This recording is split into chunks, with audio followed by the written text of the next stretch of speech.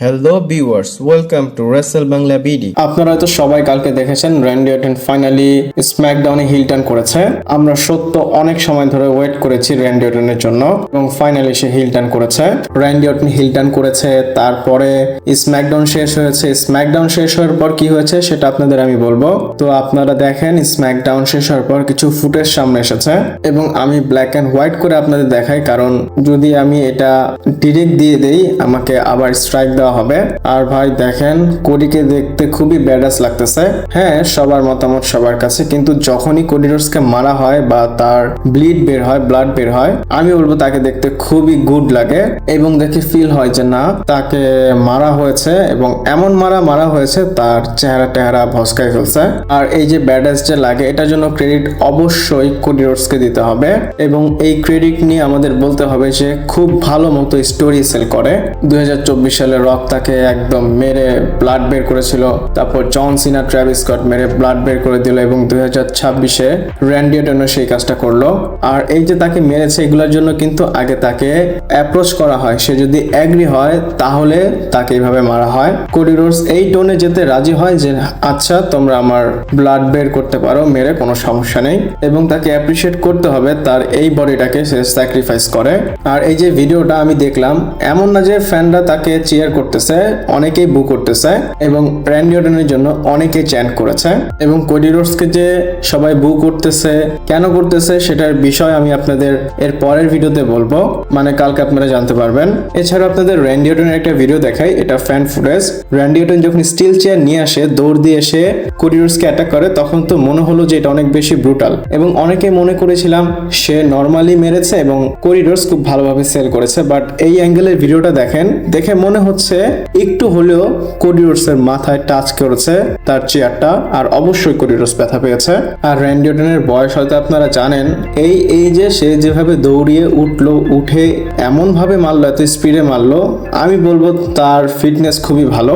Randy Orton কিন্তু কম লম্বা না। ধরেন চিন্তা করেন আপনাদের কারো কাছে এভাবে দৌড়ে আসলো এবং আপনাদের অ্যাটাক করলো, তাহলে আপনারা কতটা ভয় পাবেন। মাঝে মধ্যে আমার কোডিকে র্যান্ডির সামনে বাচ্চা মনে হয়। তো আমি র্যান্ডি অর্টনকে অ্যাপ্রিসিয়েট করলাম, সে যেভাবে অ্যাটাক করলো। এই ভিডিওগুলো দেখে আপনারা অ্যাপ্রিসিয়েট করলে আমাকে কমেন্ট করে জানাবেন। এছাড়া আপনাদের বলে দিই, আমি রেসেল বাংলা বিডি 2.0 আরো একটা চ্যানেল, এই নামে একটা চ্যানেল খুলেছি। তো আপনারা ওই চ্যানেলটাকে সাবস্ক্রাইব করবেন। এই চ্যানেলে ভিডিও না আসলে ওই চ্যানেলে পেয়ে যাবেন এবং আপনারা আমার রেসেল বাংলা বিডি 2.0 এই চ্যানেলটা আমার চ্যানেলের ভিতরেই পেয়ে যাবেন। তো কাইন্ডলি আপনারা যারা রেগুলার ভিডিও দেখেন ওই চ্যানেলটাকে সাবস্ক্রাইব করবেন। এরপর আপনাদের আমি একটা ফটোগ্রাফ দেখাবো, সেটা কোডির, আর এটা র্যান্ডি অর্টনের হিল টার্নের পর। আপনারা হয়তো ছবিগুলো দেখতেই পাচ্ছেন, এগুলো WWE নিজেই পোস্ট করেছে।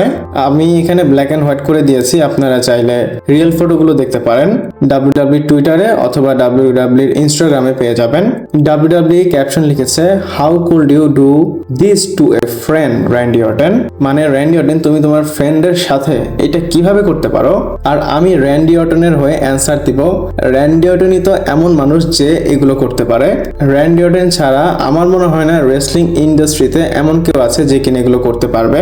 মানে সব সময় এমন না যে 1-2 বার করলো হয়ে গেল, সে তাকে আপনারা যতবার বলবেন, WWE যদি বলে যে প্রত্যেকবার এরকম করতে হবে, সে প্রতিবারই করতে পারবে। আপনাদের আরো একটা কথা বলি, অনেকে মনে করতেছে এই ব্লাডগুলো ফেক, আসলে ব্লাডগুলো ফেক না। কোডি রোডস ব্লিডিং করেছে এবং ব্লাডটা রিয়েল, মানে ব্লেড জব আপনারা হয়তো বুঝতে পারতেছেন।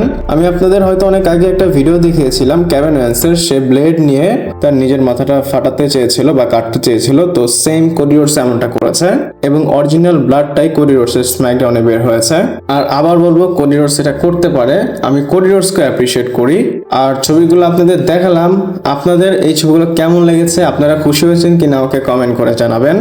এরপর আপনাদের এই হিল টার্নের বিষয়ে কথা বলবো, আর এই হিল টার্ন কতটা ড্র করেছে সেটা আপনাদের বলে দেয়। র্যান্ডি অর্টন কোডি রোডসের যে সেগমেন্ট, এটা একটা মেজর সেগমেন্ট ছিল এবং এটা হিউজ একটা ড্র করেছে। আমি জাস্ট র্যান্ডি অর্টনের যে হিল টার্ন এটার পার্টিকুলার কথা বলতেছি। স্ম্যাকডাউন শেষ হওয়ার 15 ঘন্টা পর Randy Orton 71 million view draw করেছে এবং এটা ক্রস করে ফেলেছে। আর এই যে 71 মিলিয়ন ভিউজ, এটা just WWE social media platform থেকে এসেছে।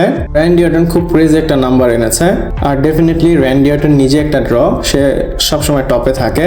আমি আপনাদের হয়তো টপ 10 সার্চ লিস্ট প্রায় দেখাই, সেখানে র্যান্ডি অর্টনের নামও আসে। এরপর আপনাদের মানডে নাইট রয়ের বিষয়ে কথা বলবো। আর আমি যেহেতু ড্রর কথা বললাম, রোমান এবং সিএম পাঙ্কের বিষয়টা আপনাদের বলে দেই, এটা আমার থেকে মিস হয়ে গিয়েছিল।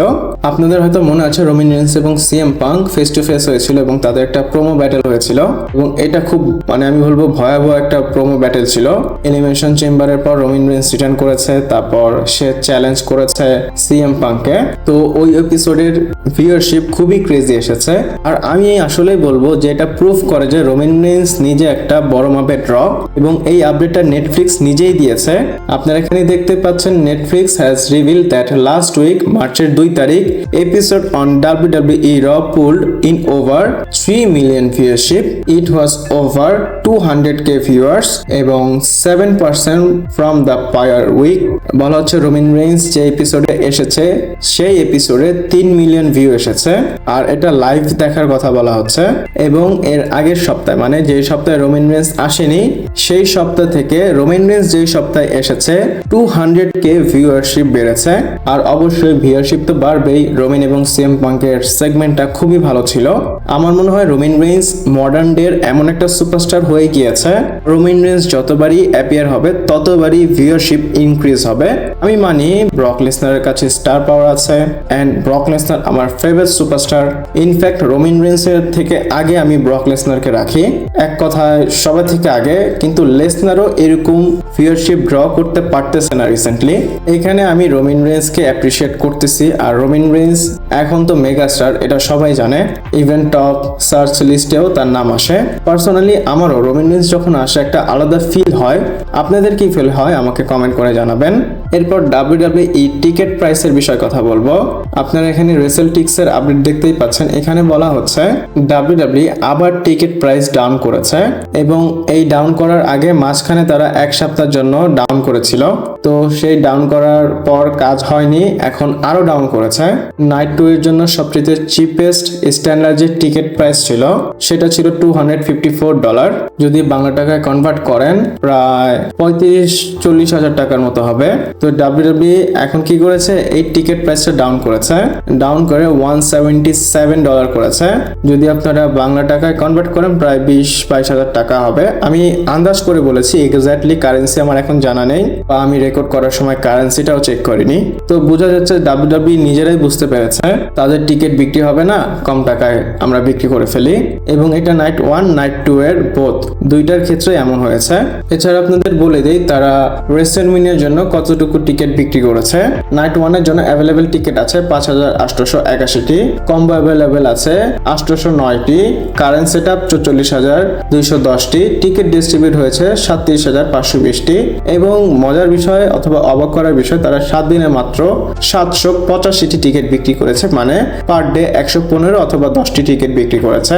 এছাড়াও নাইট 2 এর জন্য অ্যাভেলেবেল টিকিট আছে 4,931টি, current setup same, combo same আছে, টিকিট ডিস্ট্রিবিউট হয়েছে 38,470টি এবং 7 দিনের মধ্যে তারা 1,124টি টিকিট বিক্রি করেছে, এটা নাইট 2 এর। তো বোঝাই যাচ্ছে নাইট 2 এর টিকিট ভালোই বিক্রি হচ্ছে। আমার মনে হচ্ছে এই যে 44,000 টিকিট এটা তারা ফিল আপ করতে করতে এই সপ্তাহ এই মাসটা শেষ হয়ে যাবে। আর কষ্ট হবে অবশ্যই, টিকিটের দাম দরকার কি বাড়ানোর, যেভাবে আগে ভিন্স ম্যাকম্যান বিক্রি করতো সেভাবে করলেই ভালো হতো। আপনাদের এটার উপর কেমন টেক আমাকে কমেন্ট করে জানাতে পারেন। ভিডিওটা এ পর্যন্তই ছিল, ভালো লাগলে লাইক কমেন্ট শেয়ার সাবস্ক্রাইব করে পাশে থাকবেন। পরবর্তী ভিডিওতে আবার দেখা হচ্ছে।